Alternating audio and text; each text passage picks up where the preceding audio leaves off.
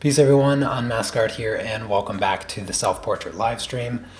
Today I am going to be doing the arm and hand, and I'm just going to go ahead and get started. So hopefully I can get this project done before the end of the month, because we are on day 13. Oh my goodness, can't believe how quick it is going.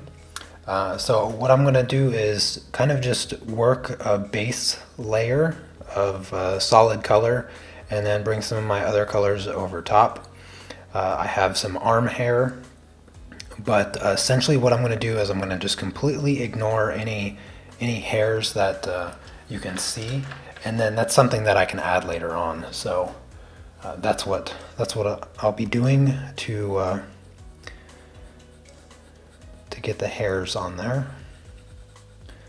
That's how I'll be approaching that particular aspect of my arm. And if you're curious, I'm using a luminance pencil. This is 872, by the way. I use this color a lot for like base skin tones. It's a really versatile color. It's very neutral. It doesn't have a lot of red or orange or really anything in it. It's just a very good neutral color. And no matter what the skin tone you're working with, you will find yourself using this color. So if you just have one set of pencils and you're looking to do portraits, probably pick up a couple of these 872 luminance pencils. You can buy them open stock, so it's not real difficult to get them. Hey there, Lindy. Yep, I am starting a little bit early. Usually when I'm all set up, ready to go, I don't like waiting, sitting here watching the clock count down. So I figured, why not? I was actually going to start like an hour ago, but I was like, maybe that's a little bit too early. So I decided to just grab some lunch first and eat before the live stream as opposed to after it. Hello, Catrice, Angel, Mimi, and Hugo. Good to see all of you here. Appreciate you coming by. And as always, if you have any questions, feel free to ask as many as you want.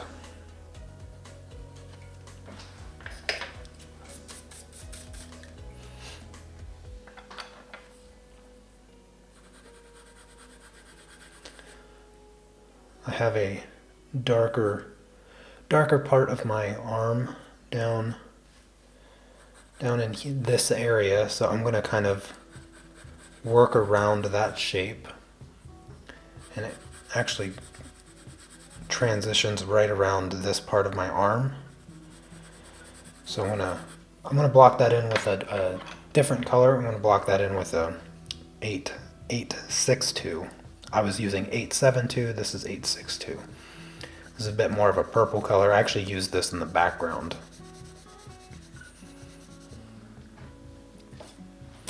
Good morning, Lori and Joel.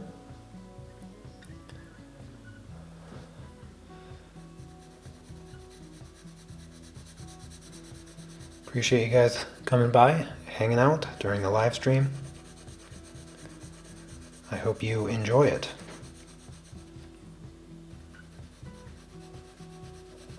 And if this is your first time to my channel or first time to my live streams, welcome. Glad to have you. Be sure to subscribe so you don't miss out on my future live streams.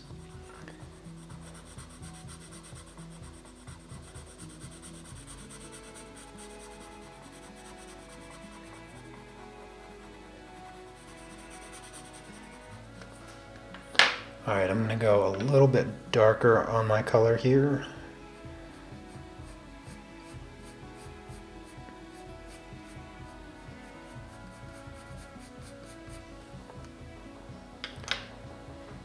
And you know what, I'm going to use this same color to just kind of outline some of the details on my hand so that I don't lose those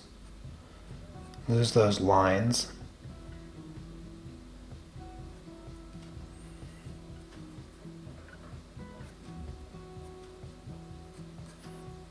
There we go. And yeah, let's go ahead and do the outline of my ring, because my ring has a cast shadow anyway. So just preserving that line art can be helpful later on.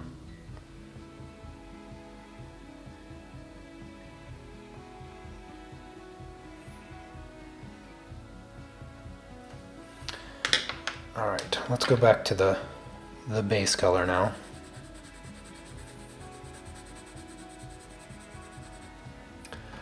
If you use watercolor paints, what brand do you recommend? I don't use watercolor paints, so I'm definitely not the person to ask about watercolor paints. I've tried some watercolor paints, but I don't have, can't remember the brand off the top of my head. And I don't even have like the actual tubes of paint. They were just given to me by a friend. And gosh, Winsor and Newton, I'm pretty sure, is what they are. And I've heard that Winsor and Newton is a good brand, so maybe you could go with that. But I would say that your best bet would probably be to just like Google some recommended brands for watercolor pencils if you're thinking of getting into them. That's what I usually do when I'm looking to start a new medium. Is I'll look for that one person that like blogs about watercolor paints, and I'll just find a page where they do like a comparison of different brands that they like and which brands they recommend or whatever if you're getting into it. And then I'll like cross-reference that with maybe 2 or 3 other people to see if they have anything positive or negative to say about the brand that I'm considering purchasing. And then from there, I'll just get like a small set or something.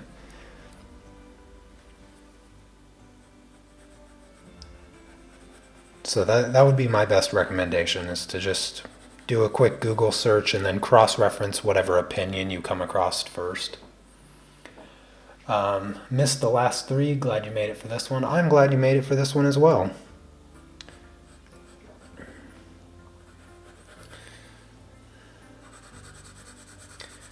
Yeah, the last few streams have been quite good. I've got a lot done.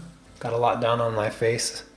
Got it all filled in. I still have a long way to go, but I am getting there. So slowly but surely. And today I'm just going to focus on my arm and my hand and essentially just get it to the point that my face and neck and hair is. So not like 100% complete, but a good foundational layer that I can build on later. I find, I like to fill in the whole drawing kind of piece by piece, not to 100%, but at least close to, I don't know, the mid 80s, maybe 90%. And once I have the entire drawing filled in, the reason I do it that way is because I feel like it gives me a little bit more confidence to apply my darker colors, because I know, working with any medium, it doesn't really matter. But when you're doing a portrait, you're doing anything with skin, we all kind of have like that color fear issue when it comes to applying darker colors. And so when I get the entire paper filled in and I have no white paper showing up anymore, I find it's just a little bit easier to find the confidence to apply those darker colors, since I'm not being intimidated by the super bright white paper, which I feel like is more of the cause of the problem than anything.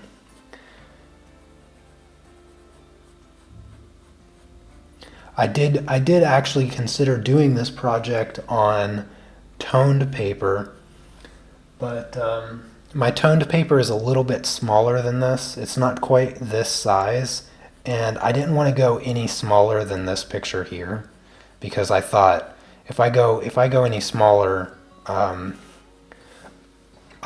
think I'll finish it too fast. So I went as large as I could go without thinking that it would take more than a month. So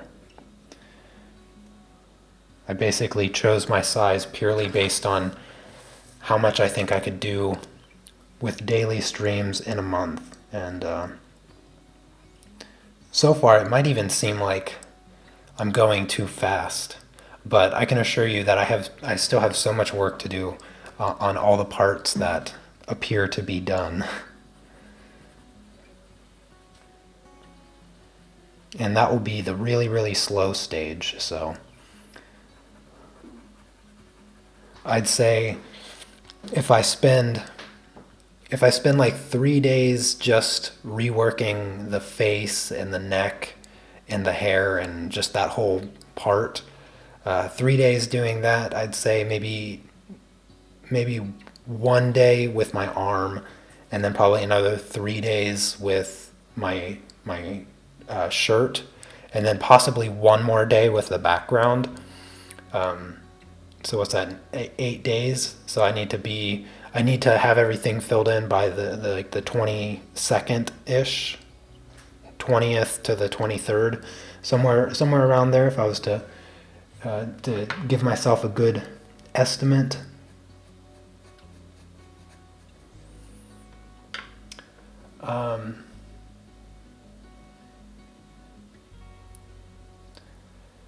Yeah, well, the outlines are really, really light, and I have the video camera set to a certain contrast level so that it captures it better, which makes the outlining even harder to see, and that's just the issue with live streaming, because I don't have like I don't have,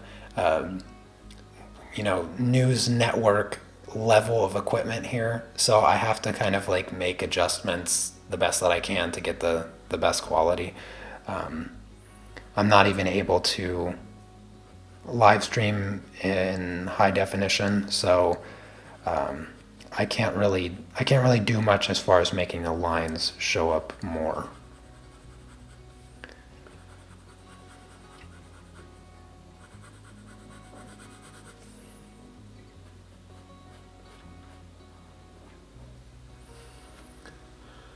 Have I ever used the Strathmore Bristol plate for portraits? It's so funny that you ask, because I am using the Strathmore Bristol plate.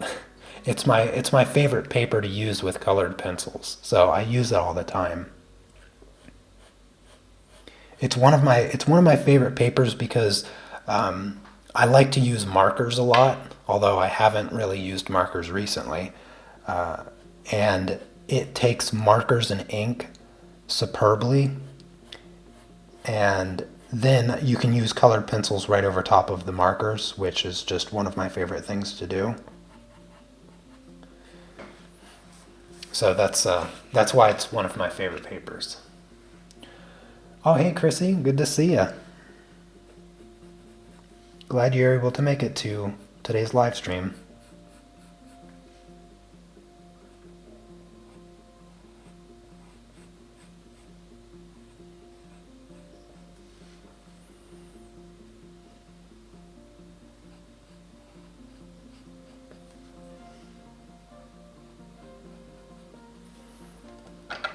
I'm just going to fill in my fingernail here with a different color.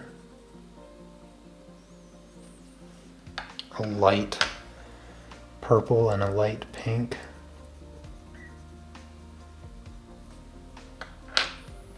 It looks kind of weird with my finger outlined.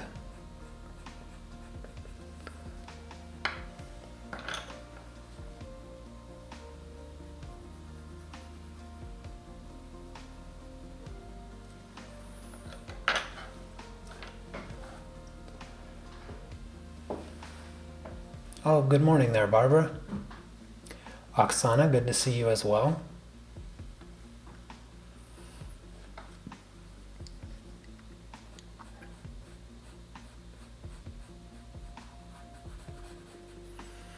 Once I get this base layer in, I'll start going in with my shading colors, and my hand will start to come to life a little bit more. It will look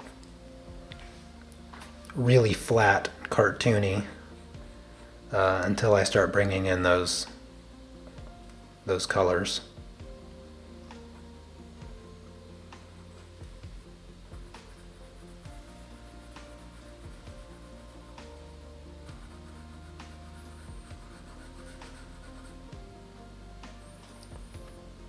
Hi there, Sally. I hope everyone had a really fun weekend.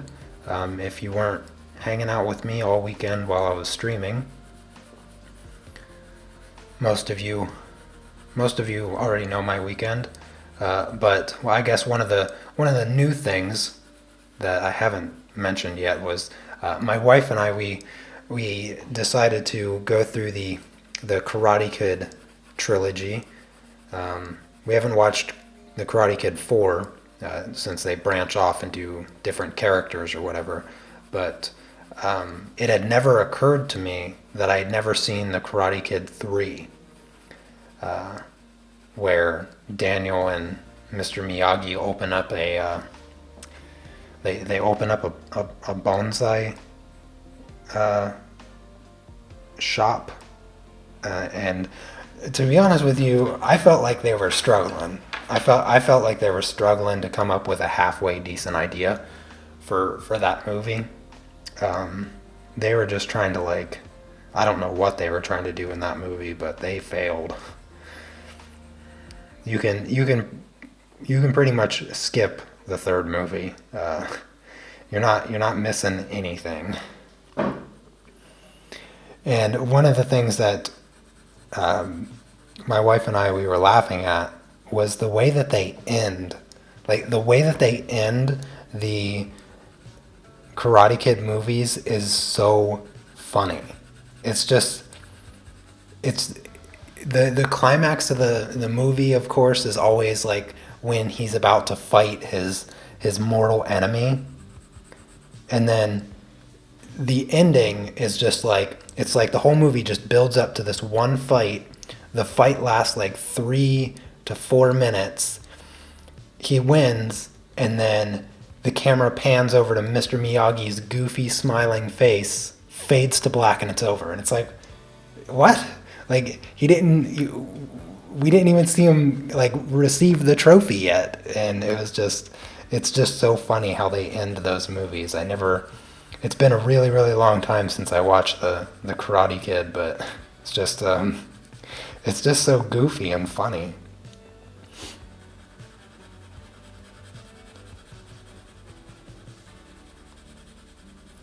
And we have, my wife has been trying to make me go through the Ninja Turtle trilogy as well, the original one.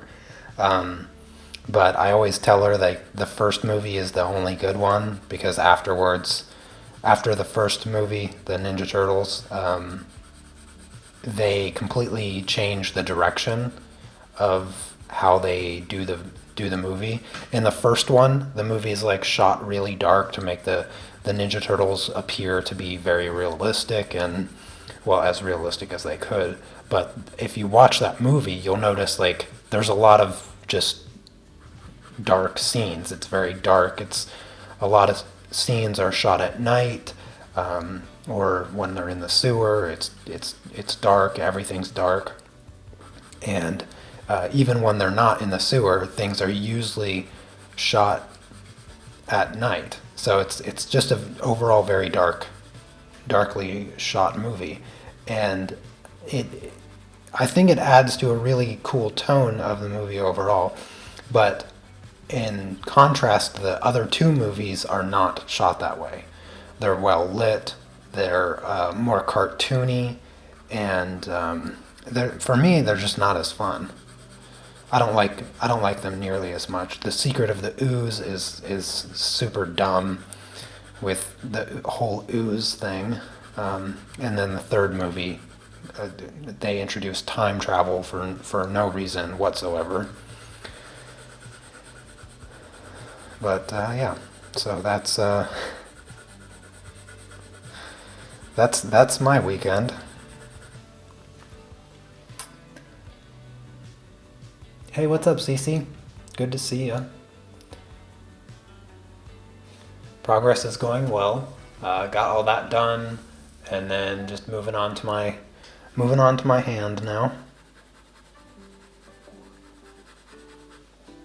I was gonna message you earlier today and see if you wanted to play some PUBG. I was gonna play some, but I never actually picked up my iPad to play it. Instead, I just did nothing. Well, I did play some chess. I played quite a bit of chess. Um, the pro the pro chess tour is currently underway, and they just finished a rapid and blitz tournament in St. Louis, and of course Magnus Carlsen won again, and also the first chess player to reach over 2,900 rating in rapid. So yeah, I don't think there's very many chess players in my live stream right now, but I really enjoy chess. I got into it last year, and it's just kind of been a thing that I really enjoy doing. Although it is incredibly frustrating to play online. Super frustrating to play chess online because it's so easy to cheat with chess online that you can never be sure if you're playing against a human or a computer. And it's not like you choose to play against a computer, it's that you're playing against a human that is using a computer to crush your soul. And it's not fun.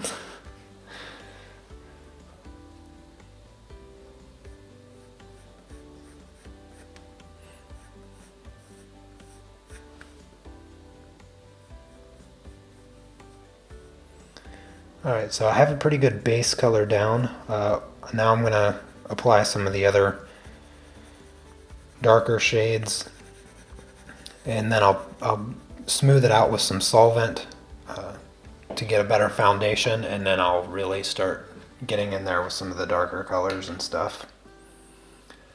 Do I wear wedding bands on the right hand in Poland? Yes. A good part of Europe actually wears their wedding bands on their right hand instead of their left hand. And that was something that I learned after I moved here. And I had no idea. It was news to me, and it was actually news to my wife. I guess she never really paid attention either. Yeah, so they do. I know for sure they do in the UK because I've been to the UK several times now and noticed it. I didn't. I've been to Czech Republic, but I didn't notice. I didn't look while I was there to see if people wore them on their right hand. I imagine that they do. I mean, I just don't know for sure. I'm pretty sure they do in Germany. Since I've been there several times, I can't say for sure, actually. I know I have a few Germans in the live stream, so if anybody, let us know what country you're from and what hand you wear wedding rings on.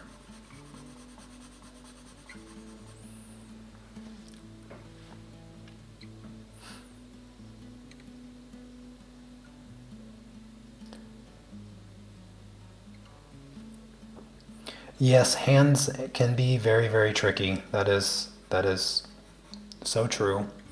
Um, you just kind of have to work one very small section at a time, and try not to get overwhelmed with the complexity of the anatomy of a hand. That'll be a good start, working on hands. Just focusing on one section at a time and trying to not let yourself get overwhelmed. Because I think it's that sensation of getting overwhelmed that causes us to rush, and when you rush, you make mistakes.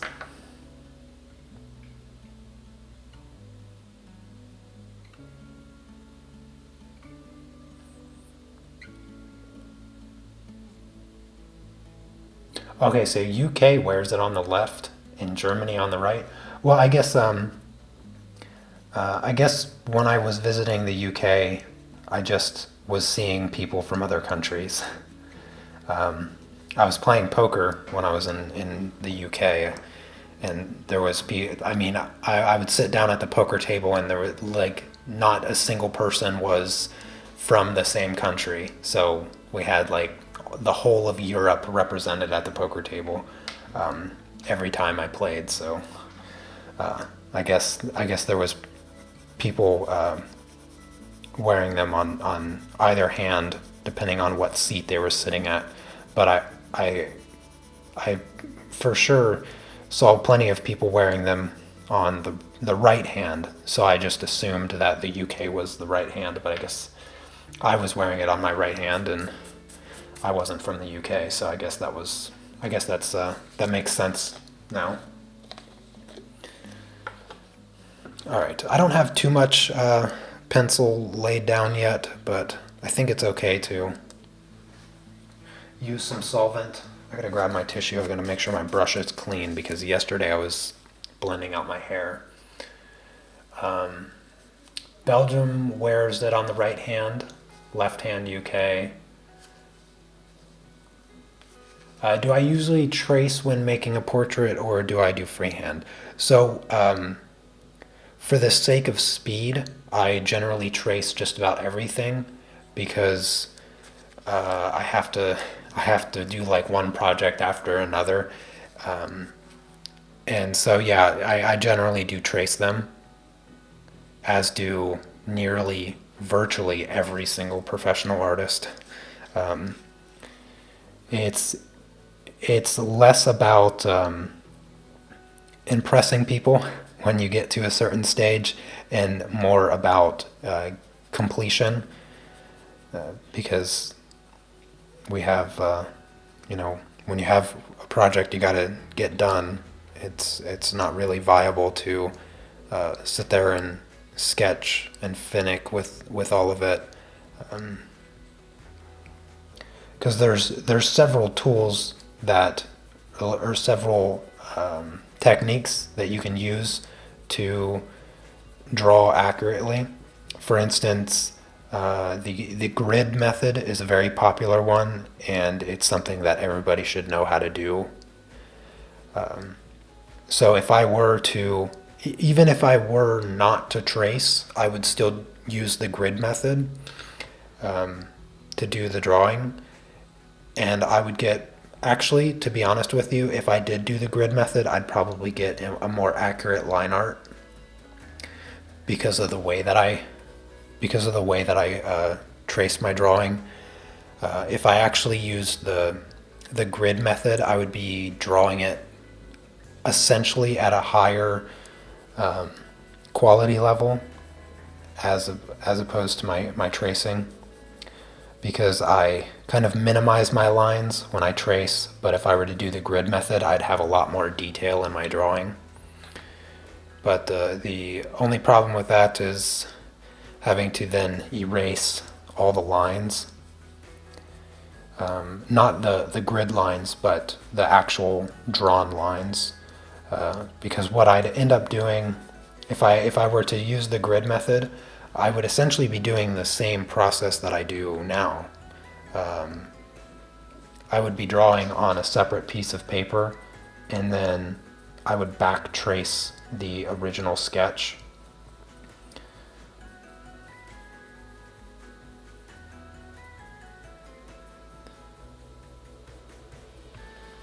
Doing the grid method and, you know, measuring it all out would take a couple hours at least to just make sure everything is mapped out accurately. And then the actual drawing process itself, you know, would take a couple hours, 2 or 3 hours, I'd say, for something this size and this detailed.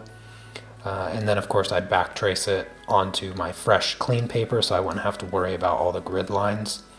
But I mean, if the outcome is just the same, then I don't see any. I don't really see any benefit to freehanding it. In fact, I see the opposite of a benefit. I see the downside of having to spend a lot more time before getting to actual coloring. Have I ever taught in a classroom? I have not art anyway. I mean, I have stood up in front of a classroom and taught some elementary school students. I taught them a little bit about business. I did this volunteer thing. I can't even remember what it was called. It was back when I lived in Washington.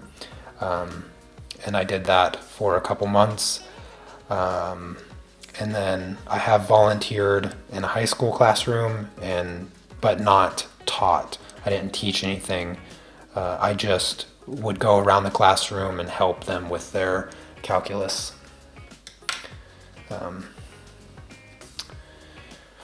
Trying to think of if there was any other situation. No, never did like art classroom stuff though. Freehand is overrated. Yeah, I agree. It is overrated. Tracing, grid method, definitely time savers.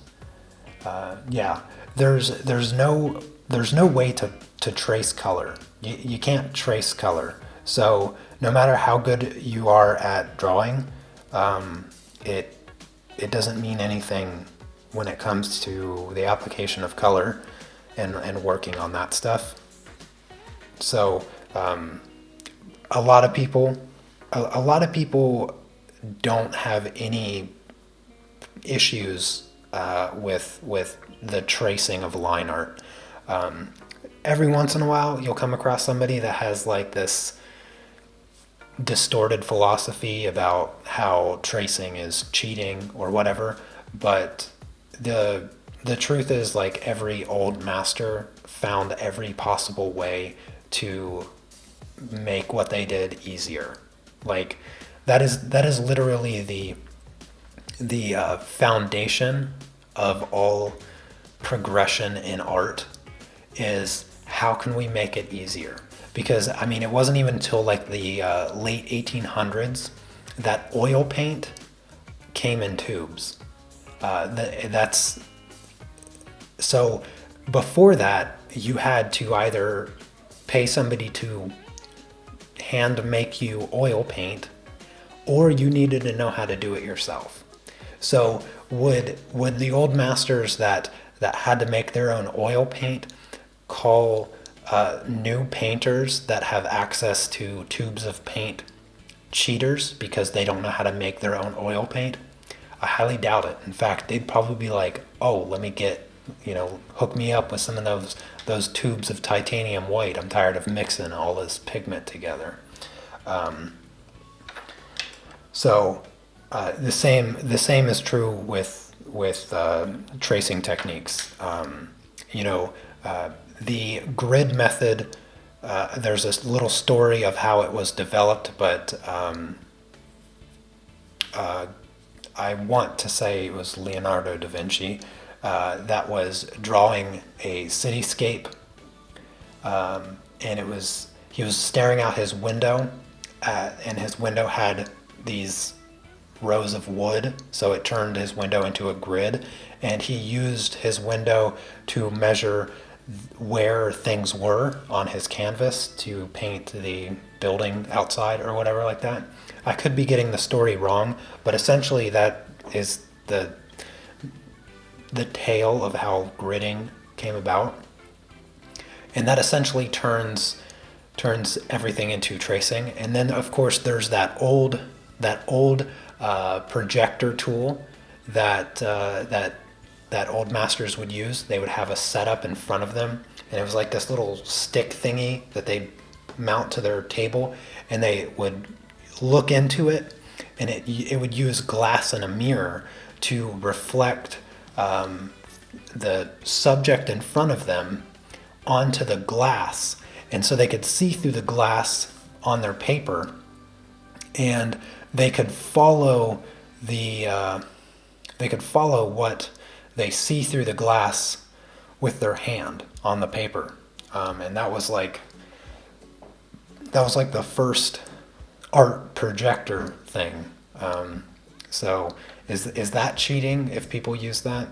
I don't think so. It's just another tool, and art has progressively evolved over time, incorporating all of these new tools, and you can see that as time has progressed, people have gotten better and better at painting super realistically, and all of that. And it's, no matter how good you get at tracing, you still have to learn all the actual techniques to color stuff. So.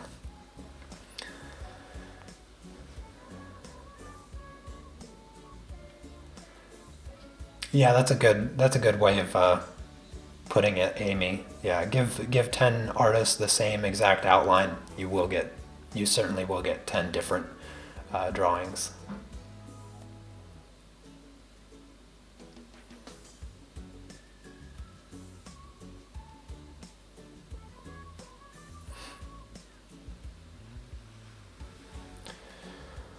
All right, that should be dry. So I'm gonna just start applying more layers.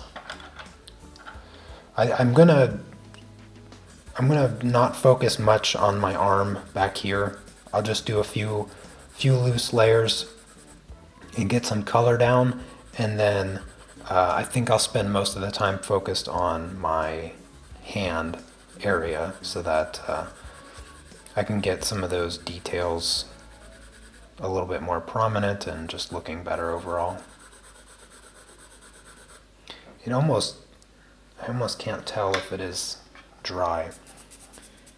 I can see the solvent kind of bled out into the paper a bit, but as long as it's dry enough that I don't damage the paper applying more pencil, that's all I really need it to get to.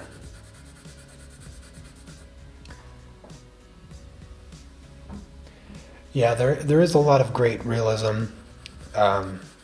I don't aim for the photorealistic stuff by any means. I don't get much enjoyment out of, once I approach it, I kind of get tired of the tediousness of it and the time it takes to get photorealism. I'm just not interested in putting that kind of time into my projects. I like my drawings to look like drawings. I like the kind of rougher side of realism.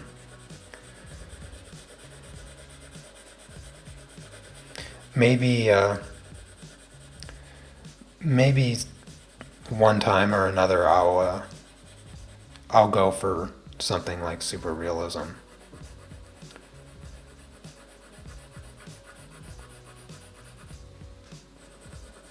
But I like the painterly stuff.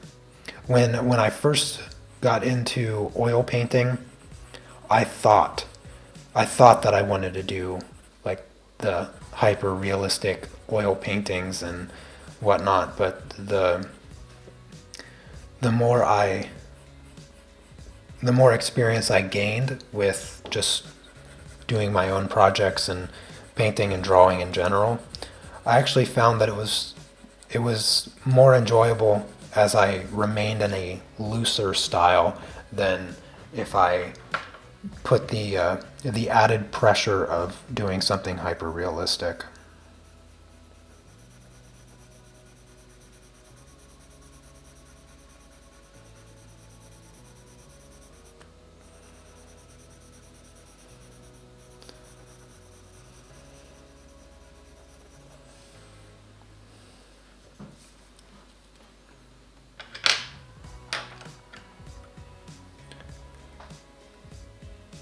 Have I ever drawn someone live?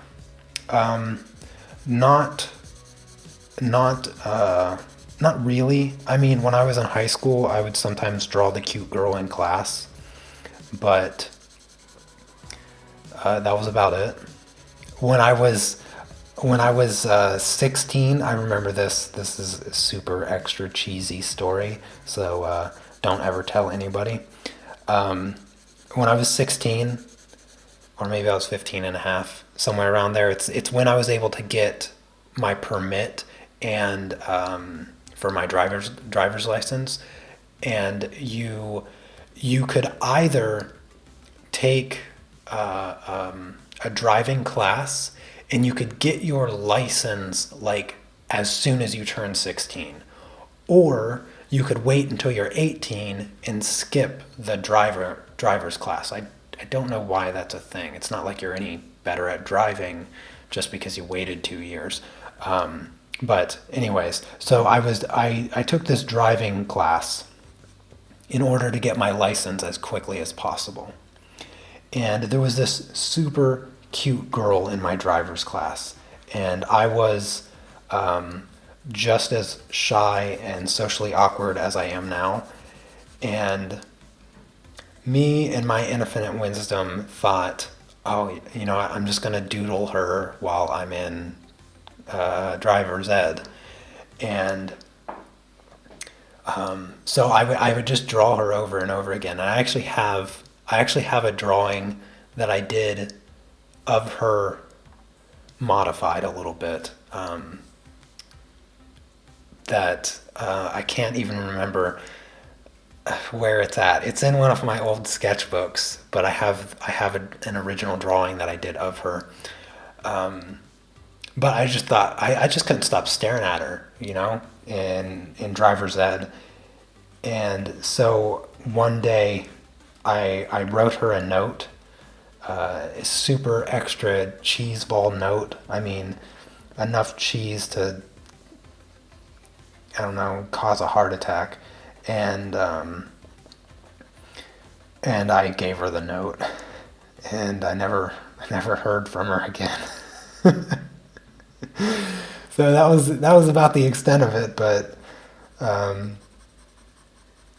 don't remember. Oh yeah, drawing people live. Yeah, that's one of my few experiences drawing people live. Yeah.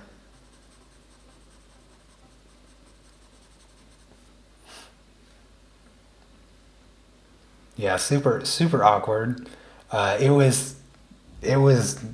I'm glad cameras weren't something that people carried around back then, because if she would have recorded that incident, and because it was an incident, it was not anything other than that. It was an incident, and she put that up on Facebook or whatever. Oh gosh, I've never lived it down. Would have never lived it down. I had some pretty awful experiences in that department of young adolescent dating. I was never good at it. I remember, this is another story that you guys can't repeat to anybody, but when I was in the sixth grade, I professed my affection towards this girl. I won't give her name because I do remember her name, and if I'm not mistaken, she actually got married to another kid that I was in school with. But I probably thinking back, I probably shouldn't have done it during recess, when all the kids are outside. Um, I probably should have been like, maybe in the hall if I accidentally run into her and nobody else is around. But I didn't think like that. Yeah, I was like all in or nothing. And so during recess, all the kids are out, um, and I walk up to her and I tell her that I like her or whatever, and she immediately begins making fun of me. I don't remember like exact words or anything, but yeah, I definitely cried. Yeah, I cried in front of the entire sixth grade class because once she started making fun of me, her friends immediately came up uh, and started making fun of me, and it was too much. It was too much. I just cried in front of the entire student body, and it was, yeah. Fortunately, it was short lived. Like, thinking back, I actually don't recall it progressing further than that. Like, it didn't last long. It wasn't like I was made fun of for the rest of the school year or anything. It certainly it certainly did come up a few times, and even in high school, I remember some people commenting on it. So people remembered, but eventually it died down, and I moved on with my life, and she moved on with making out with her boyfriend in the hallway after school.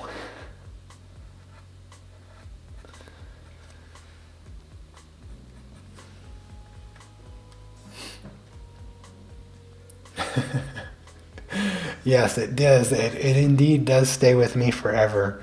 And it's kind of funny. Not exactly the memory I'd prefer to have stuck with me, but I guess those are the uh, those are the kind of memories that you just can't live down, and they just end up staying there forever. But no regrets. Definitely don't regret it.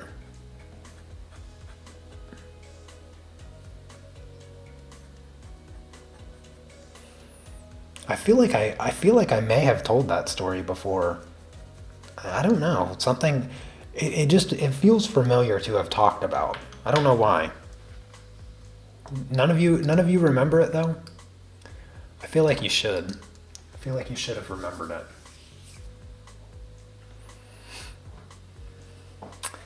Poor guy who married her. Well, I can't say his name. I think they ended up just getting pregnant. So I guess I won on the overall exchange because I don't have children.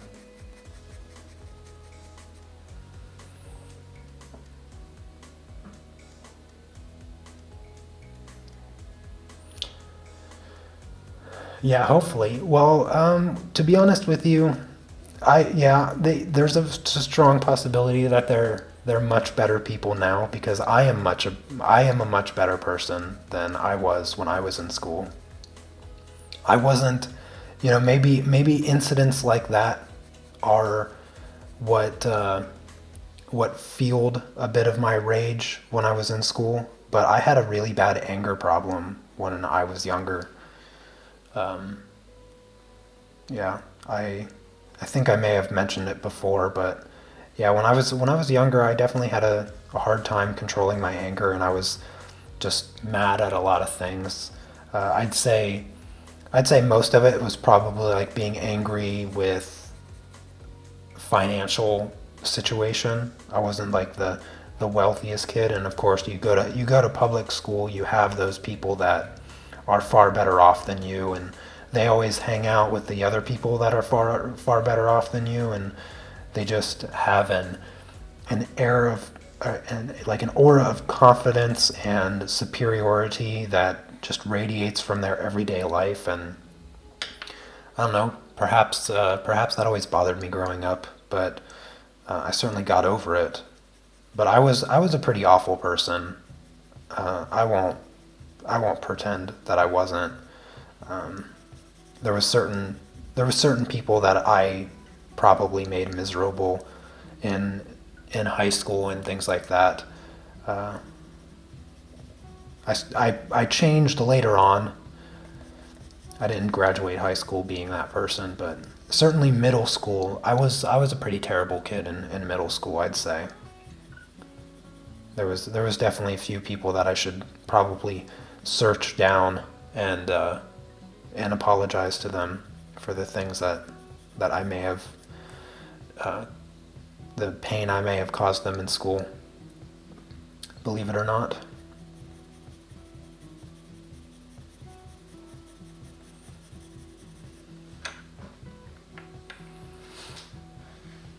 Oh, hey there, Katrine. Oh, take care, Helen. See you tomorrow.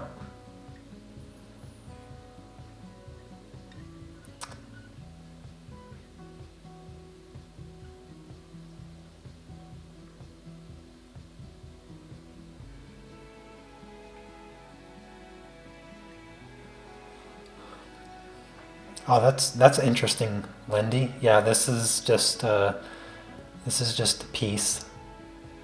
This is just a peace sign. I am in Australia. I am familiar with a different meaning of this, which comes from Mighty Car Mods, the chopped. The when you beat somebody in a race, they always say chop. So that's what I figured people in Australia would assume that I'm doing is chopped.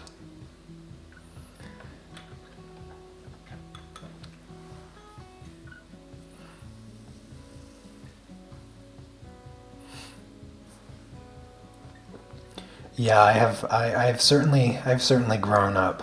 Um, yeah, I don't really know what it was that made me struggle with my anger when I was younger, but it was definitely something that I remember struggling with a lot, and overcoming was uh, certainly a hurdle throughout life. But eventually it just kind of died down, and now I now I struggle to even remember what it feels like to be that kind of angry.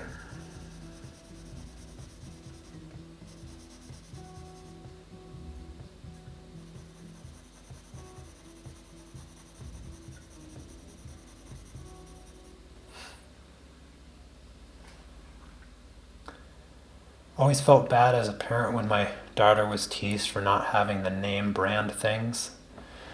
Oh yeah, yeah. Well, I grew up almost exclusively wearing secondhand clothes. I almost never had clothes that I had bought new, even from like a place like Walmart. But shopping at the secondhand stores, gosh, it became such a big part of my childhood that I have memories of going to the Goodwill.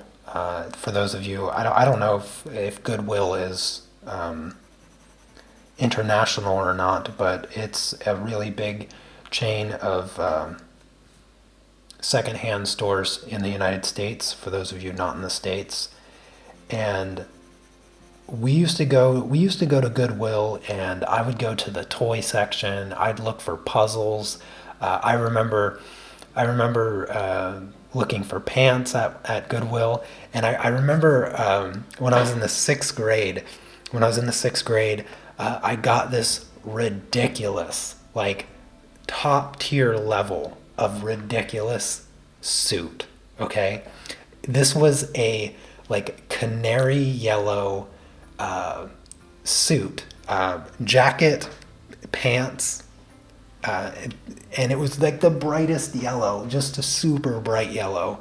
Um, and I got this absurd, like pink and white and purple and blue, just super flamboyant button-up shirt with a pink tie. When I was in the sixth grade, there was this really just super odd trend among the skateboarders, and I was a skateboarder when I was in the sixth grade, and then I moved in towards BMX later on. But I was friends with all the skateboarders and the school hooligans, which given what I've just expressed about myself in my early childhood, it probably makes a lot of sense that I'd gravitate towards that crowd in middle school. But there was this really odd trend that popped up out of nowhere where people would just wear ties. You'd be dressed totally normal, just t-shirt, jeans, what everyone else was wearing, and then you just randomly have a tie on. So I decided to take that trend of wearing a tie and step it up.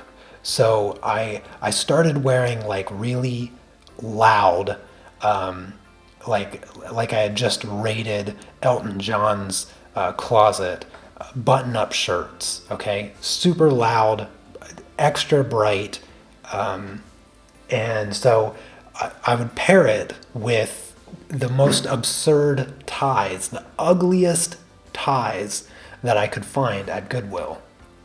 So that's what I started doing, and like each couple days, somebody would like find an uglier tie, or they'd find like a louder shirt, anything to one up one another with this weird trend that I still, for the life of me, can't figure out where it came from. And so one day in Goodwill, I came across this super yellow suit. I just paired it with the ugliest tie and the ugliest shirt. And the funny thing is, none of this stuff ever matched. I mean, the suit matched itself, but the shirt didn't match, and the tie was completely different. And that was kind of like the thing, wear a shirt and then a tie that matches as little as possible. But so I wore that suit, and I think after I wore that suit, the trend kind of faded away, because I don't remember ever wearing a tie after I wore that suit. So I think I won. After I walked into school with that yellow suit, I think everybody just gave up and conceded to me winning.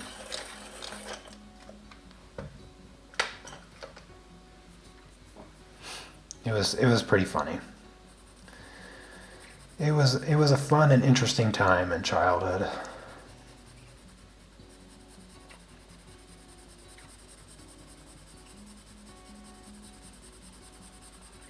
Now, like the fashion, even among my generation, the fashion has just gone way too far. It just the fashion now with my generation makes even less sense than those ugly ties, and I can't comprehend it. It makes me feel so old and crusty when I'm out with my wife walking around town and we see somebody just wearing something that we see them, we both see them, and immediately, without speaking, we just look at each other and say, "What is going on?" Because that is half of every conversation when we go out on a walk. We see somebody wearing something ridiculous, and we just ask each other, what is going on? I really don't know what is going on. Totally lost with it. Because, and I would say the popular trend that I see now here in Poland, and of course it's probably similar in the United States, because the fashion is the fashion is like international. It's mind blowing, but partially that's because social media. It's with guys that the guys that are wearing capris, like they're not pants, they're not shorts, they're that thing in between. Capris. Do you guys remember when capris were like the most popular thing in the world for girls to wear? Girls would wear capris, guys would never wear capris, but now guys wear capris, okay? Like the skinny jeans, okay, it was super extra weird at first, but then it became like somewhat normal, I guess. And I'm desensitized to skinny jeans. Sometimes it still throws me off, but now capris, and I've just lost. And capris plus really ugly socks. So instead of ugly ties, it's really ugly socks plus capris. And I just am at a complete loss. I just don't know where to go. So instead, I just wear the same thing all the time. I can't do the fashion trends. I'm just way too far behind. Way too far behind on it all.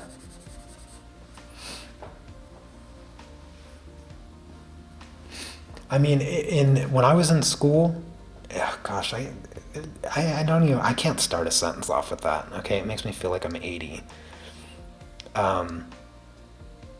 When I was younger, no, that still sounds like super extra old. Maybe I should just embrace it. In my time, okay? In my time, if a guy walks out wearing gosh darn capris, he gets beat up for wearing high waters, okay? That was the thing. That was the thing. You get made fun of if your pants are too short because it means you're poor and you can't buy new pants that fit you. And now it's just like the fashion. I'm just gonna embrace the age that I am mentally, okay? Which I think is mid 50s at least. So from now on, I think I'll go with 53. I like 53. Yeah. I'll go with 53. In my time, boys did not wear capri pants. And now they're wearing capri pants that are also skinny jeans. Skinny capris. And decorative socks. Man. Some days I have to lose it.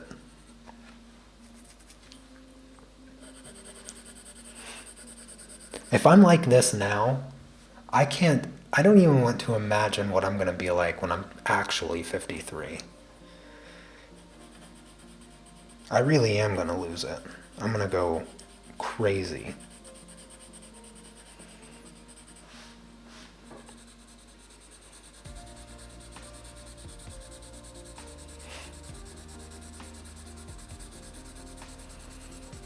This is why you were always taught to respect your elders, because they've already gone crazy. And they've made it. They're there.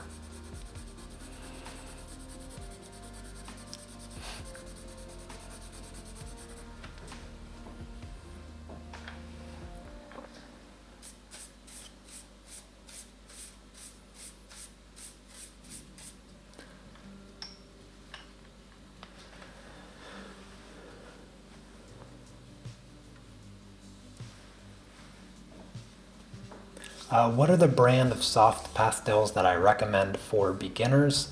I recommend just going with the Faber-Castell minis. So the Faber-Castell soft pastel minis, you can get them in packs of like 24, 48, and 72. And I think there might even be like 120 set. I don't know. You probably don't need to go that high, but the reason I recommend them is because they work really, really great. So they're good for beginners. They have the rectangular prism shape, so they have nice sharp corners for details, and they're super, super inexpensive. Yeah. So those are the ones that I recommend. I don't use them much anymore because I haven't been able to get individuals of them. So make sure that you can find a place that sells them as individuals, because that would be helpful.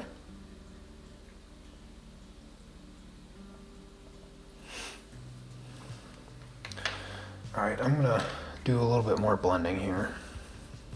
I don't think I need to add more solvent. My brush should still be wet enough. Smooth out this layer.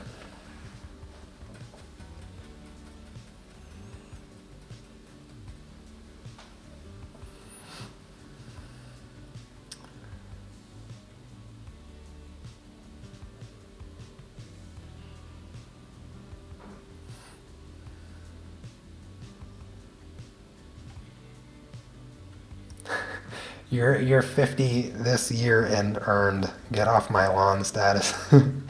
That's great. I always loved that phrase, "get off my lawn." Yeah, it's fun to say.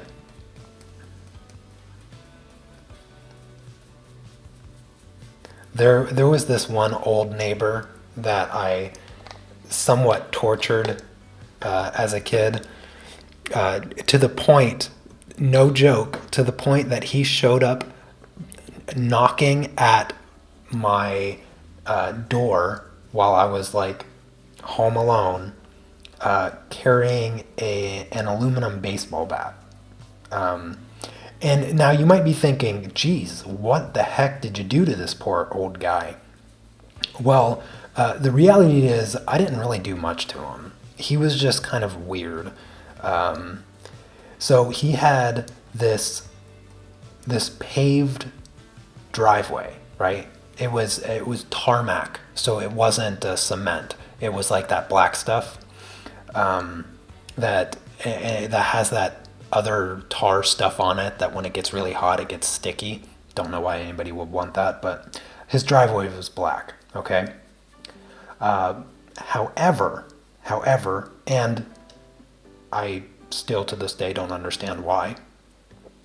At the bottom of his driveway, because it was a slight hill, where his driveway met the road, he had white rocks. Okay, so you had a black driveway. At the foot, like where his driveway met the road, there was like 30 to 40 centimeter thick row of white rocks. Now these rocks, they weren't they weren't like placed there with tar.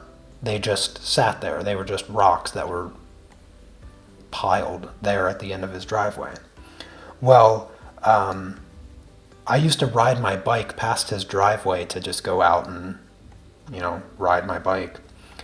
And one day I noticed the rocks, and they're just a little bit too perfect. So what I do is I ride through them with my bike and do a little like fishtail thing where I throw out my back tire and I kick some of the rocks. I don't think much of it. It's just rocks, Nobody would think of anything of it, except for this old man. Well, when a few hours later, I rode back home, and to get back home, I had to ride past his driveway again. He was standing at the foot of his driveway, and he said, as I was riding by, he said, I saw you, kick rocks here. Don't do it again. and I just kept riding. I was like, what are you talking about, old man? Because I mean, it was several hours later. I didn't remember kicking rocks out. It wasn't that big of a deal. It was just some rocks, you know. Do you remember every rock you ride over? Because I do that little fishtaily thing all the time. So I just kind of ignored him. But because he called me out on it, of course, that is what I remember. So of course, every time I ride past his house, that's what I'm going to be doing it for. Like, I'm going to ride past his house, I'm going to kick his rocks. I was like, I probably would have never done it again if he'd not confronted me about it, but he did confront me, and me as a teenager in my infinite wisdom, I would just ride past his driveway, kick a few rocks, continue riding, and I would do it every time that I went past. And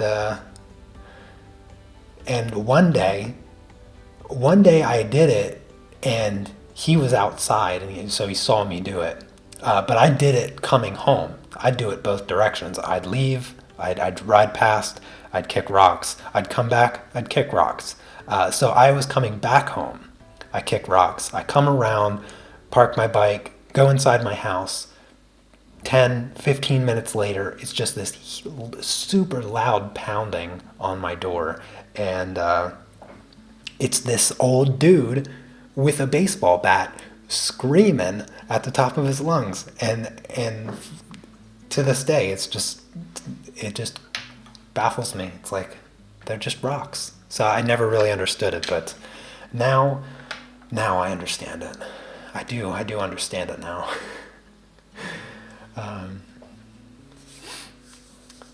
Sorry, sometimes when I get into a story, you guys could message me 1,000 times and I wouldn't notice it. So let me go back here. I'm still waiting for this to dry for a second. Can you use solvent on black colored pencils? Yes, you absolutely can. Do you like working with limited palette or as many colors as possible? So I love as many colors as possible. I do. When I do the foundation of my drawings, I always work on a limited palette because it's easier to stay, what's the word I'm looking for? It's easier to not like lose your place. So if, I'm doing all the skin here, I have my colors. Today I've used six colors on my arm here, and I'll just keep using those 6 colors until I get the form correct. So I'll build up the correct values and all of that, and it keeps it simple. So it simplifies the entire thing, and then once I have the form, that is where I will reach for 3 or 4 different colors to add to my palette to get it looking exactly the way that I want it looking. So that is the type of person I am. Hearing all these stories about your times makes me think about a whole different Will, which doesn't resonate at all with the present one. Yeah, I was definitely different. I was certainly a different kid than I am now.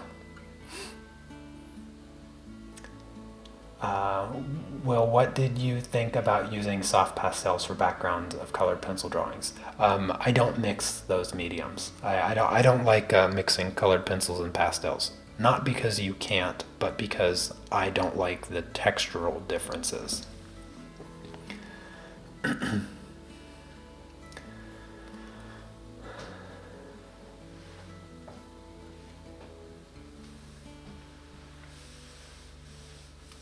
I want to draw some sections of a drawing in graphite and some parts in colored pencils. Any concern for that combination?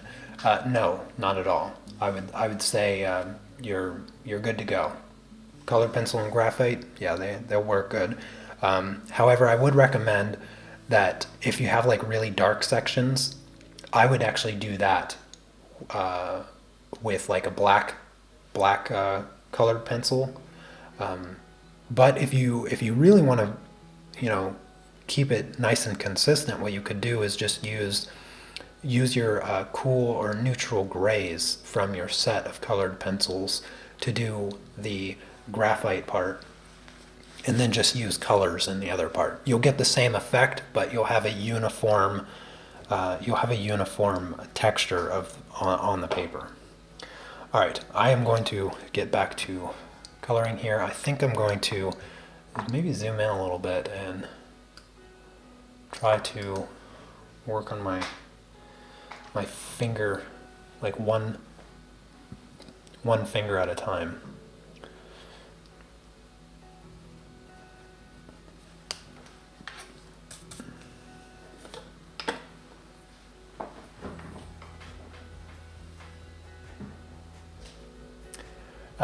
Hello, Anne from Scotland. Yeah, the color charts, they can be quite time consuming, but goodness, do they save a lot of time in the long run. So have at it.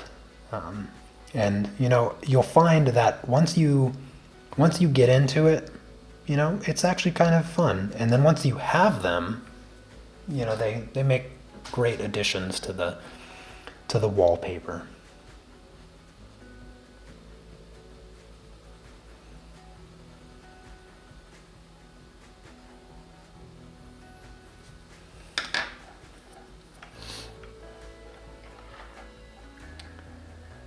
Hey there, Larry.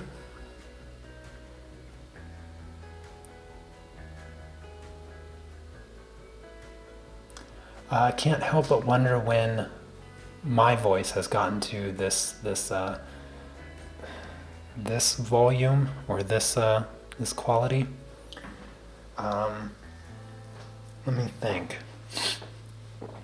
I would say probably around 8th grade, maybe 7th grade. See, I'm trying to think back. When I was a kid, I had a voice just like any kid, and I never had my teachers complain about the volume of my voice. Certainly, before high school, I had this voice. Because my teachers were just endlessly complaining about the volume of my voice. And when I have to speak in class, they're always telling me to speak up and all that nonsense. Well, it wasn't the case when I was younger because I had, the normal squeaky child voice, but yeah, so all through high school I had this exact voice. Maybe not as deep as it is now, but certainly pretty close. And for sure the volume. The volume was definitely there when I was in high school.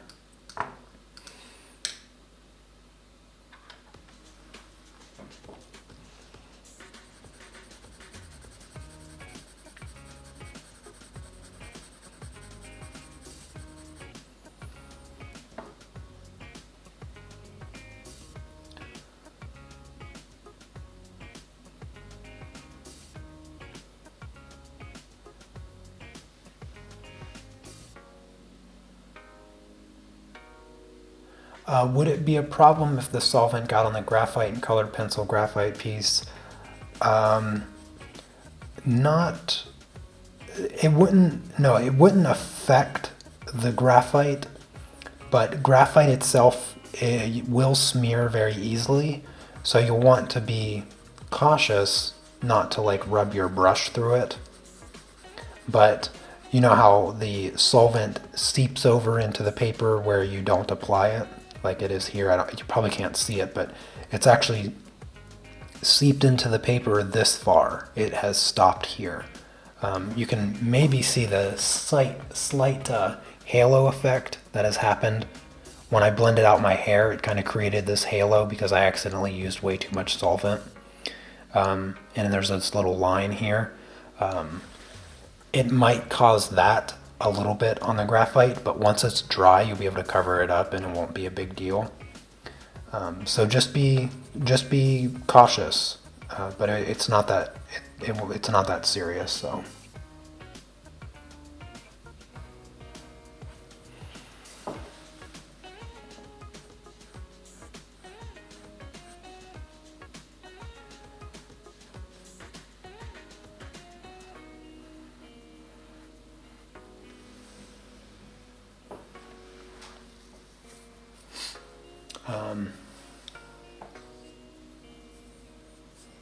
How long do you think it would take to be able to draw in photorealism? Well, everybody learns at a different speed, so it's not really something that can be calculated. If you want to draw photorealism, like here's the thing, okay? Learning to draw in photorealism is no more or less difficult than just learning to draw, learning to color. Because here's a test that you could do right now, and it does not change. It will not change among anyone, no matter what your skill level is. Okay. Find any picture. To be honest with you, what the picture is completely irrelevant, okay? Any picture. You can find any picture, landscape, portrait, whatever you want, okay? Then what I want you to do is take that picture, and if you can print it out, that's great. Perhaps not print out the whole thing, but let's say this is the picture, like this is the picture. Maybe print out like an eighth of it. So just like print out like this part here, this tiny little corner of whatever reference photo, right? So you have, let's say you have, I'll just use my phone. Let's say you have a piece of reference photo, this size, okay? What I want you to do is I want you to cut your reference photo into even smaller square. So perhaps you have something like this size, okay? And remember that this square is just going to be like this section of any reference photo ever, okay? I want you to take that square, I want you to set it down. I want you to draw a square that exact size. Okay, and it's going to be filled with all kinds of different colors, because you got it from a reference photo. And I want you to not be able to see anything in the square. Okay, that's how small of a square that I want you to do, so that there's no obvious detail to what it is that square is taken from. It's just a small square of a much larger reference photo. Draw that exact size, measure it even if you have to, it's that much of my finger, so that's the rectangle that I'll draw. And then I want you to take your colors and I want you to do exactly what is happening in that rectangle and put it in your rectangle that you draw. And spend as much time as you need to match that rectangle to your rectangle. Maybe it will take you 10 minutes because it's an easy rectangle. Maybe it'll take you 2 hours. Either way, if you have one small rectangle and you're able to match that rectangle as close as humanly possible, and like I said, maybe it'll take you 10 minutes, maybe it'll take you 2 hours. If you're struggling with it, make the rectangle smaller. All right, just make the rectangle smaller. The second, the very instant in which you can replicate that one tiny little rectangle on your paper, you have been able to master hyperrealism. If you can make your rectangle match that perfectly, that one small rectangle, that is all you need to be able to do. Because you can simply change the rectangle. So if you can do one rectangle, nothing is preventing you from doing the other. where we get distracted, where we get hung up on is that we're looking at the entire rectangle of our picture. We're looking at the entire rectangle. We're trying to replicate the entire rectangle. And that's the mindset that we have. Because we're like, oh, well, I want to replicate this whole rectangle. And so you try to replicate the entire rectangle on a single rectangle. Why do that? Would you be able to match that square right there? If you can match that square, what about the square next to it? Could you match that square?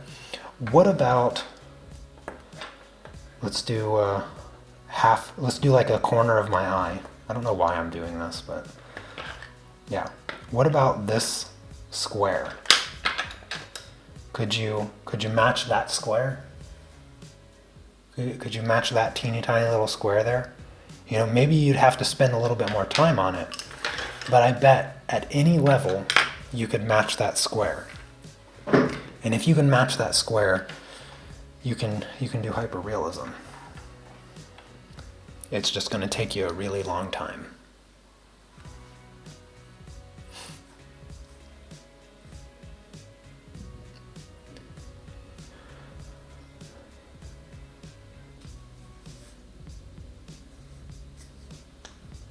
So that's the big secret. The big secret is that art is easy. It's the time that's the hard part.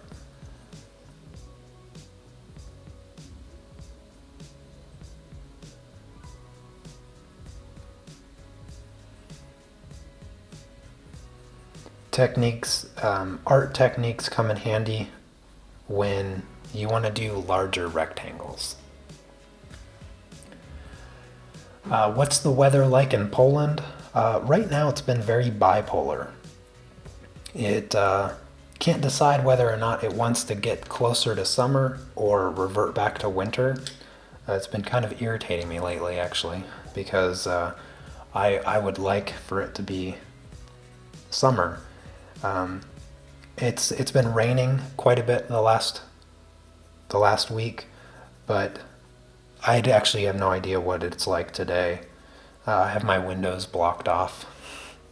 I think it's still really cold. That's why I'm wearing a hoodie. I can't even not wear a hoodie inside my flat because it's still so cold outside.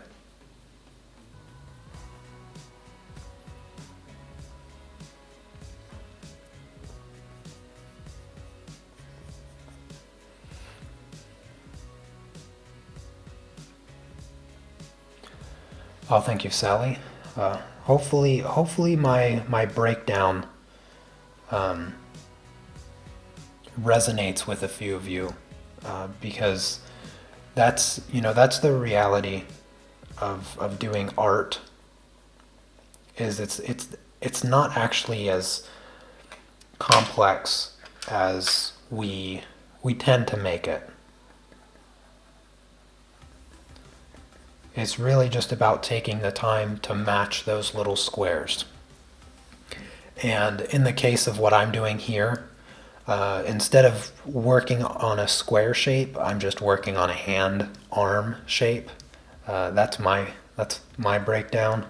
So I'm doing more complex shapes than squares. But either way, I'm just taking it one arbitrary shape at a time and matching the colors and matching the shapes.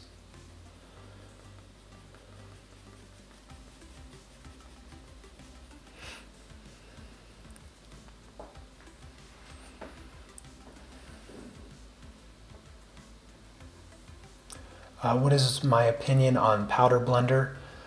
It's a great product. It does work the way that you may have seen it work. It's fun to use, but I tend not to use it because it just doesn't work with the way that I like to work. I like to kind of not have to go anywhere. And I already don't like waiting for solvent to dry. So when you work with the powder blender, you have to spray it with the textured fixative, and I'm not a huge fan of spraying that and having to wait for it to dry. Even though it doesn't take that long, the progress that you make in between layers, even though in the long term you actually save time, you really do. You do save time, but the immediate is not all that enjoyable for me. It may be for some. For me, it's not all that enjoyable as an immediate, if that makes sense. So it's great. I stand behind the product, and it's certainly something that I would recommend people try out, because it is unique, it is fun, and it is different, and it opens up a whole new realm of possibilities with colored pencils. It's just not for me. I'll probably use it again in the future, but currently it could be more for me later on. But getting sanded paper is not easy for me here in Poland. I have to order them by the sheet, which means I have to pay for shipping of this ginormous box just for a sheet of paper. And the shipping cost way more than the paper does. I could buy like 10 pounds worth of paper, 10 pounds as in the currency, not the weight, and then I'd have to spend 30 to 40 pounds to get it shipped here. So it's not easy for me to get this sanded paper, because I'd probably use sanded paper more often too.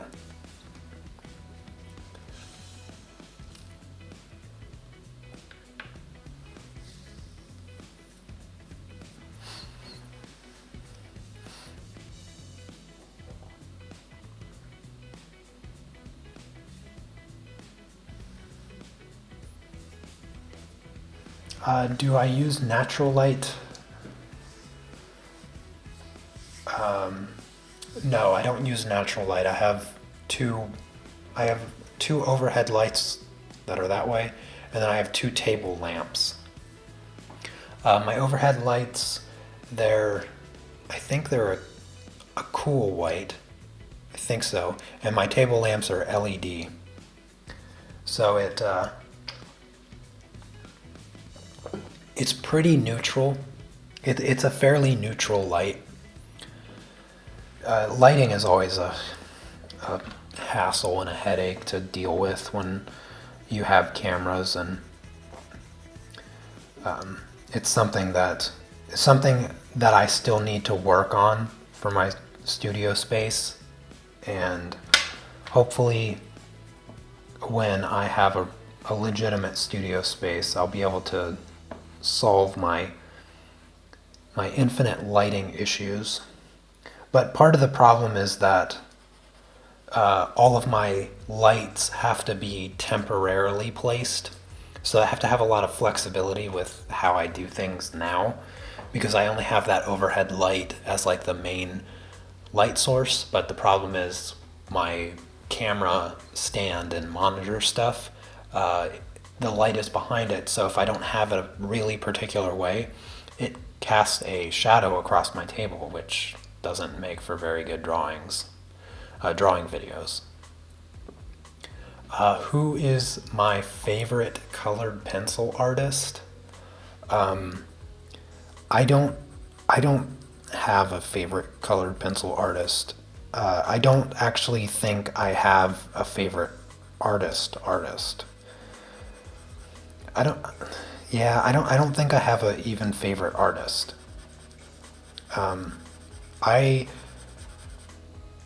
As you may have gathered if you've looked at the body of my work, even mildly, you'll see that I draw and paint and do nearly every subject I don't really have a singular subject type that I do,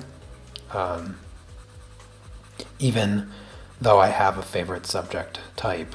I still do a bit of everything. And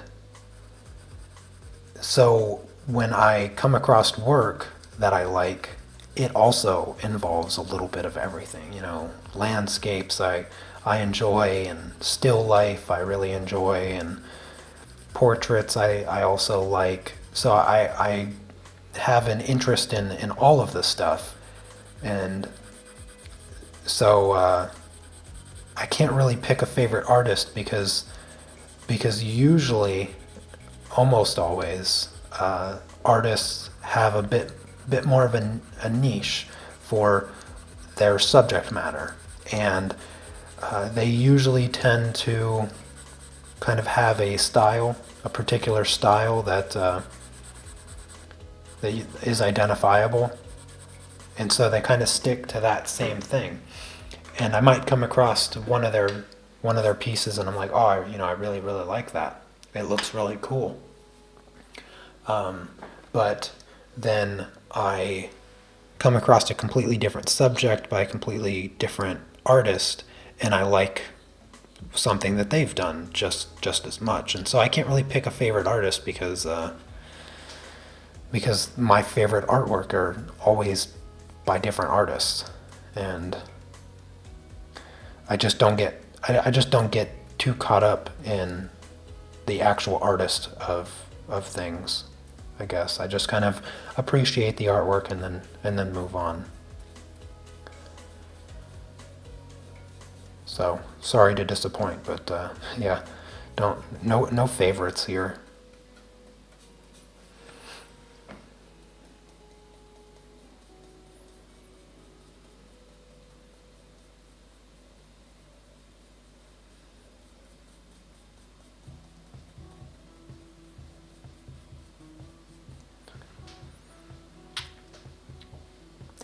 Lighting on your stream is great. I'm asking because I'm going to have a studio with a few windows.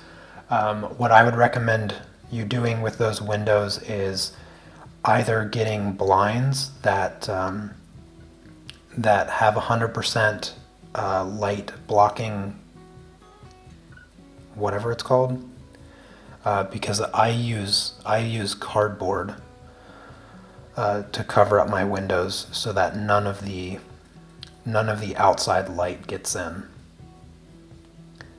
because outside light changes, so it's going to affect the way you see your artwork in different times of day. So if you're drawing in the morning, you're going to have a bit more of a pink light, pink and touch of yellow. As it gets closer to the afternoon, you're going to get a much yellower light, and then as it gets closer to the evening, you'll have the more purple blue lights. And so if you work on something in the morning and you're like, oh yeah, it looks really good, and then you go to the later evening, you'll be like, oh man, this needs a lot of work to it. I need to add a lot more yellows to it, because now you're dealing with a blue light, and so it's going to take those yellows and pull them out. And when you look at your picture, you're going to think you need more yellow, and so you're gonna oversaturate it with yellows, and then come next day in the morning, you'll be like, oh my goodness, what is wrong with this picture? Why does the picture look like it's been irradiated or something? So you have to be consistent with your light. Just keep that in mind. And natural light is not only the least consistent, but it's also very different depending on the part of the world you live in. For instance, when I lived in Washington State, the light there is super blue. It's very, very blue. But if you go further south, say California, then you have much more yellow light. So you're dealing with a lot of differences there with relying on natural light. So best advice I'd give you is, prevent your natural light from infecting your consistency. Let's see. Do I have any other questions? Will I be doing any acrylic oil painting tutorials soon? I will not be. No. I haven't done any oil painting tutorials in my life, and I don't really like acrylics.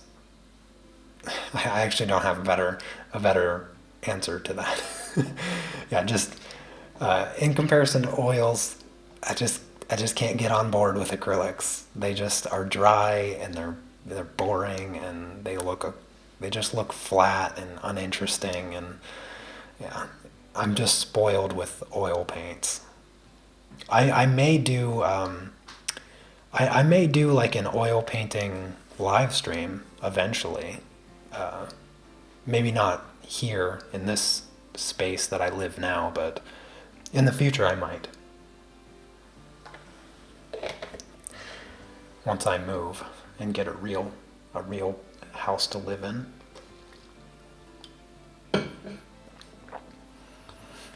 All right, that should be relatively dry. I want to bring in some like purple tones, I think.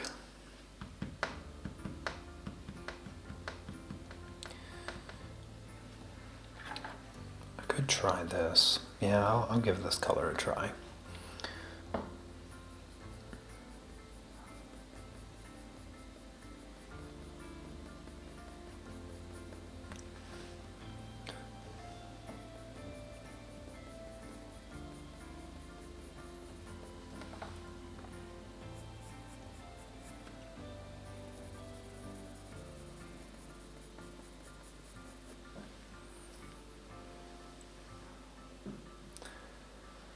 Oh, good morning, Virginia. Good to see you.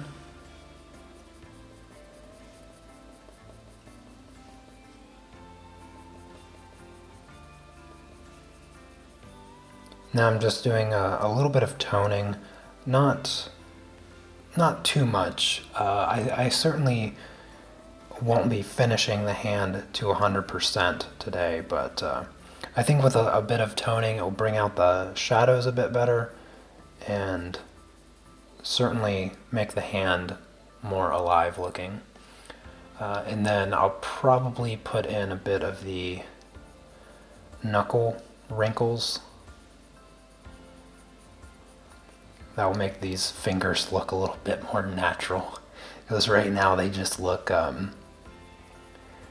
unnaturally smooth, kind of like hot dogs.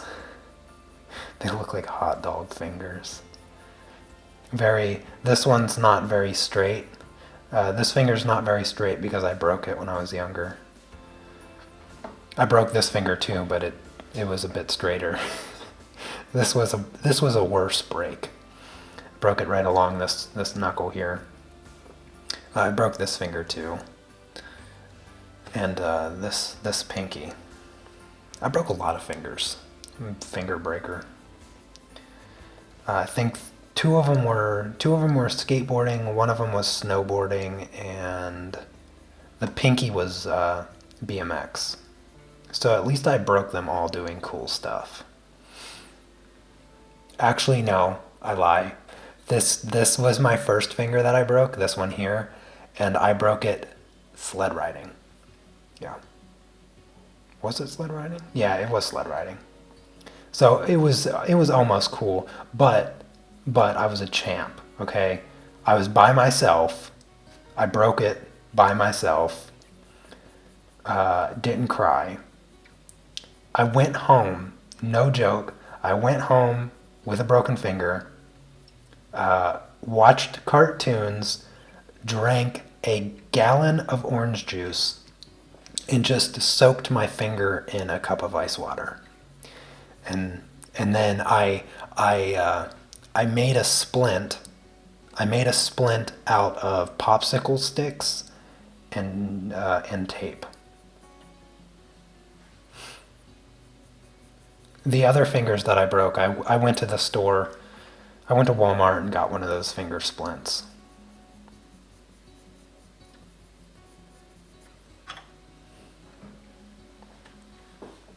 What's my favorite subject? My favorite subject of all time are figures. I love human figures. That's my favorite. Although yoga poses and ballet dancers might also be a really close second, because I finished that ballet dancer last week, and I just still really just love looking at it.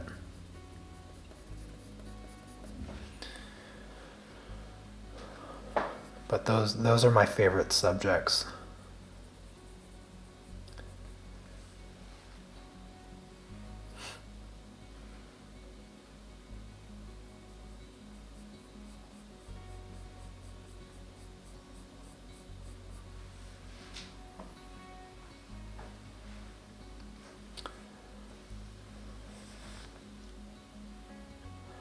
A gallon of OJ, I'd throw up.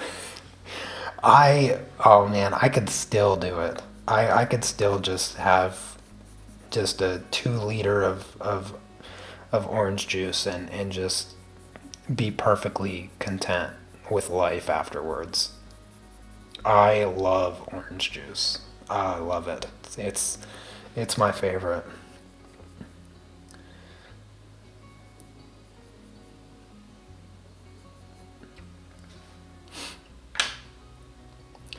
Do I ever do animals? Oh yes, actually, now that you say that, let me just grab it really quick. Hold on. So over on Patreon, many of you know I have a Patreon page.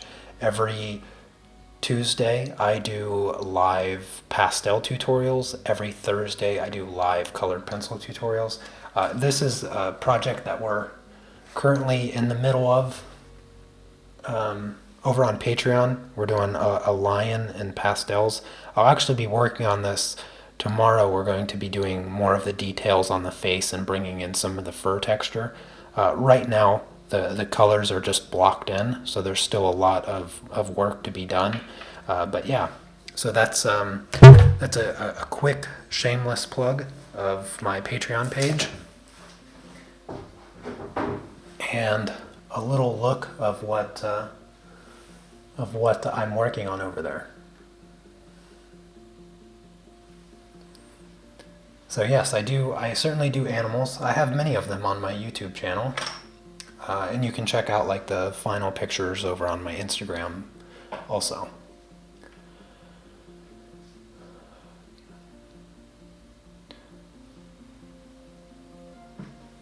Okay, I'm glad you enjoyed the stories. Hopefully I'll see you tomorrow. Take care. What are some good practice exercise for coloring skin with colored pencils? You want if you want the perfect practice exercise, go get my colored pencil portrait course.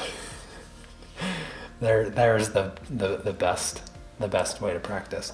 No, but in all actuality, the best way to practice is to sign up on my Patreon page. Okay, I'll stop with the salesman pitches. No, I would say a good way to do it, and I know I'm pretty much done for today. There's still work that I want to do, but let me just grab something. What I would recommend doing for skin, if you want to practice skin, is start with something. Yeah. So this is my first time doing skin with colored pencils. I just used the Prismacolors here. I did the background and the border here with markers, but you can ignore that. So I started with something relatively easy. that these are just basically focusing on creating gradients and getting decent colors. Definitely a lot of room for improvement here. But this was the first time, and this is where I was starting to practice with skin tones with colored pencils so that I could move on to a portrait.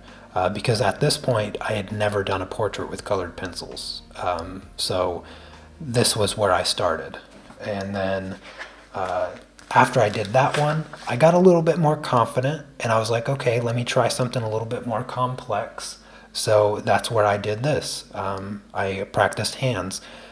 You could probably just do one hand. Make sure it's not a studio lit hand, something with a little bit of contrast in it with some shadows. That's going to be your best bet there. But this was hands that I did. Again, still ton of room for improvement. These hands, they're a bit yellow, so not the best skin tones in the world, but I was proud of them. I'm still proud of them. I think they look really great. And then I did something like this. So this is just a stomach, as you can see. And so this was more focused on the larger, flatter areas that I thought would be really difficult to do and get skin tones. Again, not the best skin tones in the world. Still definitely needed a lot of work here. I was a little shy away from saturation, so you can see here in the shadows they're a little bit desaturated. Had I taken a bit of the purple and blended it into the shadows, it would really bring those shadows to life and give more depth to the skin overall. So that's where I started. These are the first 3 colored pencil skin tone studies that I'd ever done. So this is exactly where I started. And then here's, this is actually a half portrait of my wife. I took this photograph of her and then I tried to do a portrait. Again, skin tones, very dull, they're very flat, still very afraid of color, but as you could see, I was quite confident with the eyes, but scared to death of the skin tone. So this was the first kind of attempt of doing a face. Probably went too big here, but I swung for the fence, and this is what I came up with. Let's see. This is just a figure study, but that's just monochromatic. I have a few of those. But yeah, so that's where I would start with skin. Start with like a hand, or a foot, something. So start small, work yourself up. That's what I did. It will help build your confidence. All right, now I need to do a bit more coloring here before I call it a day.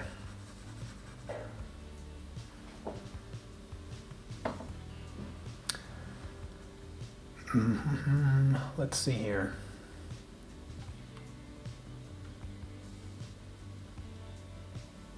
You've been really thinking about my Patreon channel. Well, if you have any questions about it, I'm happy to, give you some insight. I'll remain as unbiased as I possibly can.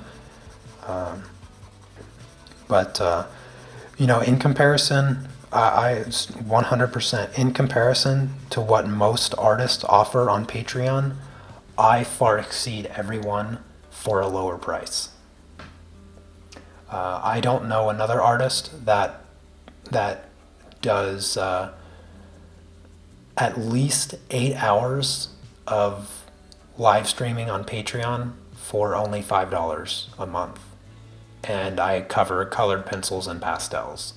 So every project that I do is in real time, which I think is already more than what most people offer. And I do both colored pencils and pastels. So yeah, to be honest with you, I don't think that there's a better deal out there for the amount of time that I put on it, but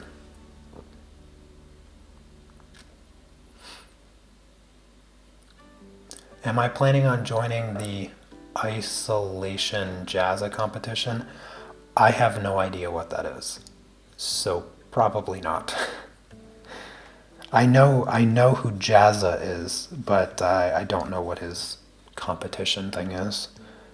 Not huge fan of art competitions, because art is so subjective. I think that I don't know. I don't know if art competitions do more good than harm. Because you have some people that enter competitions, that might be a bit sensitive to not winning, and yeah. So I don't know if art competitions are the best the best idea.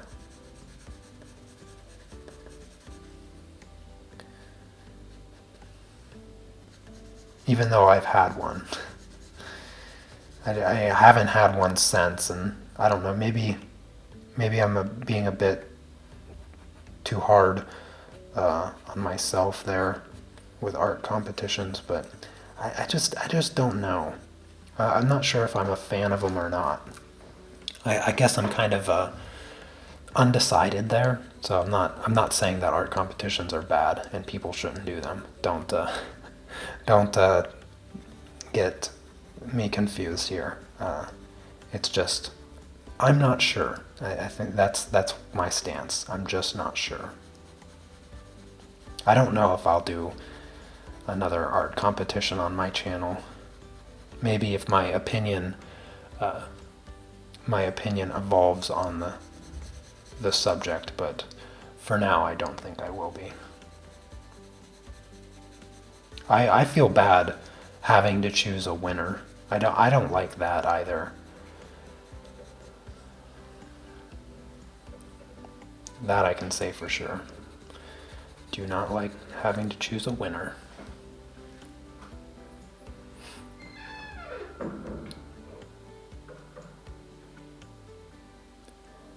Do I still color eyes by pushing in the pencil shards? Only when I have to. Yeah. Only when I have to.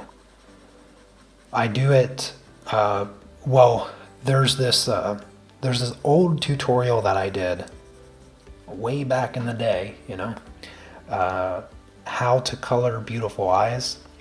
And I like do the line art and everything. I have the line art downloadable from the video.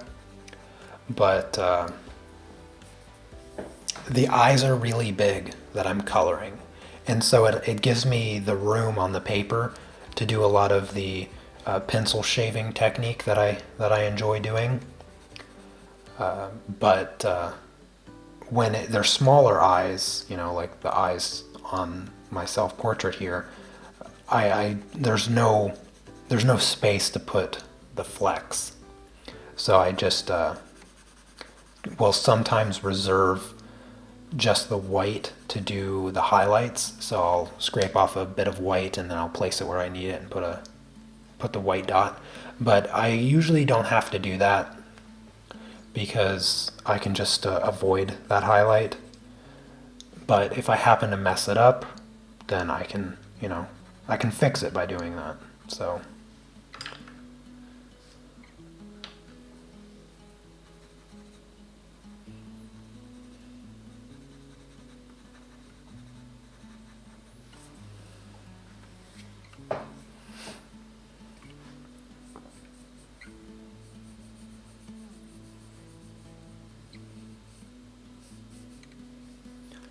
oh, I missed the question about the course being on YouTube. No, it's not on YouTube. It's a downloadable course that I sell on my website for $10. I have several courses. I have a link to my website in the video description if you wanna check the courses out. On YouTube though, I do have like trailers, videos that I made that talk about the courses and explain what the courses are. But yeah, each of my courses are right around 6 hours, so they're quite lengthy courses. They're all 100% in real time, so every project that I do in my courses you see from beginning to end, and yeah, the entire course is 6 hours, between like 5.5 and 6.5 hours. Each of my courses are. Not because I planned them that way, but apparently that's how long it takes me to make a course.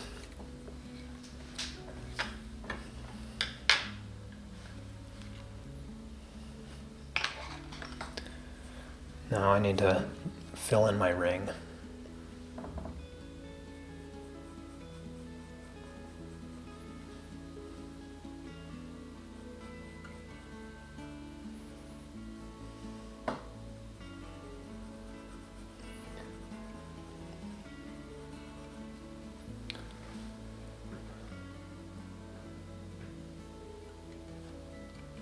I think, you know what, I think after I fill in my ring here, I'm going to call it a day.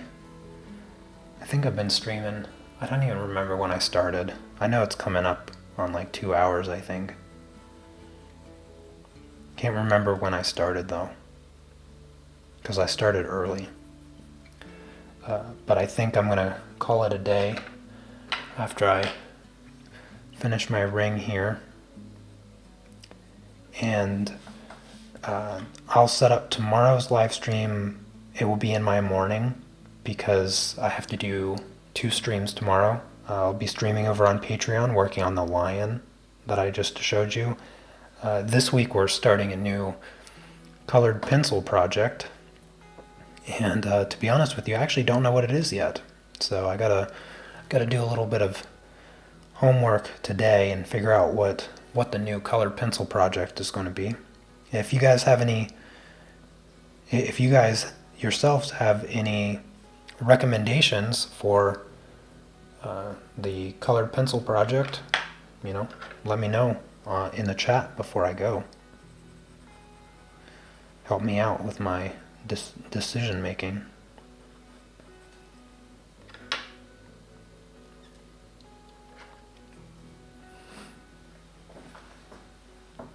Okay, Sally, you take care. Thank you so much for hanging out with us. And I'll see you next time.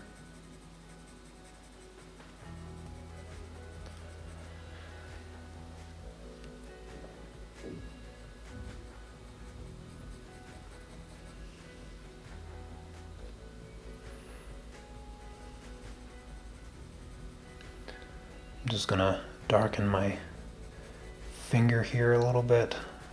Oh, I need to add in the knuckle creases also before I go.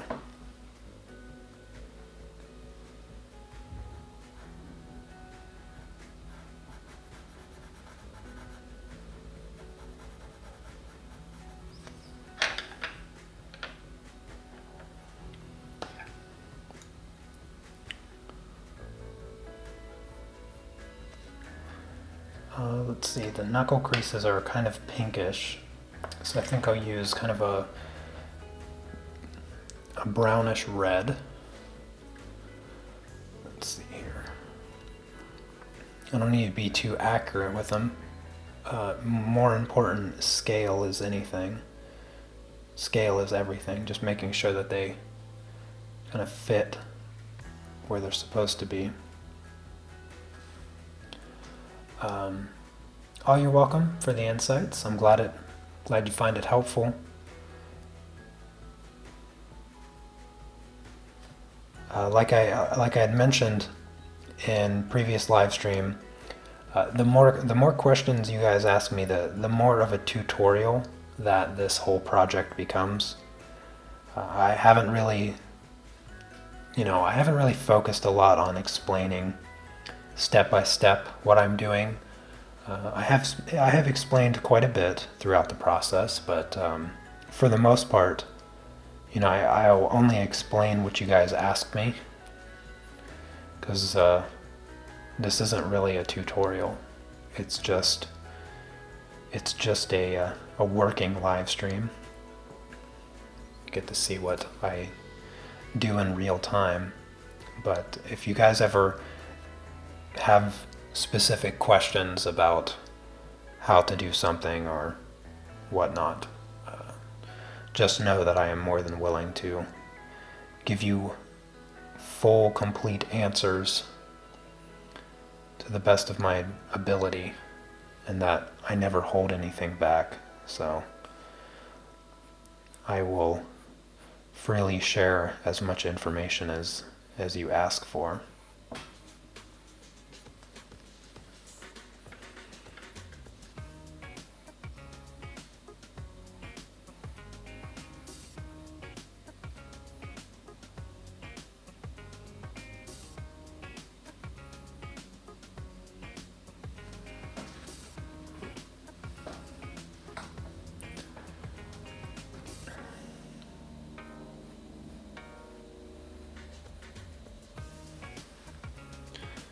There we go. I think that hand looks pretty good for a base layer.